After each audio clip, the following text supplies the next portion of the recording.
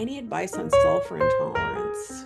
Is it common with oxalate? It is actually fairly common. So I won't run over too much, but I'll give this at least a little bit of treatment. We can always think about this as something to do a bigger session on because it's probably a bigger topic. When you talk about oxalate and how it gets taken up in the body, it's very much something that impacts the liver because the liver has a lot of these sulfur cell transporters, and oxalate and sulfur can compete for uptake into the cells. Now, that wouldn't immediately speak to sulfur intolerance, but what does is that you actually need sulfur chemistry running properly to tolerate sulfur well. And this all depends on the liver. And if we've got the liver too full of oxalate, then it can't produce the things to help you digest foods that have sulfur in them. Too much sulfur coming in and it's getting too much, and too much of a good thing can sometimes throw us off. So we've got this sort of multi-step process that we might need to go through. So the good news is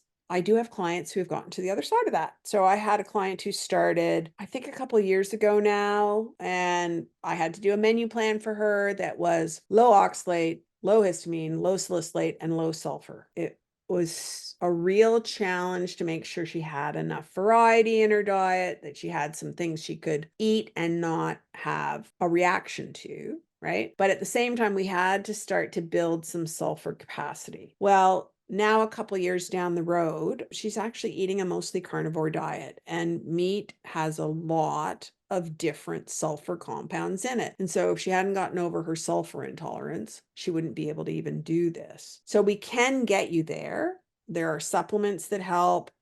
There are reasons it turns out the way it does. Yeah, I'd be willing to do a bigger talk on that.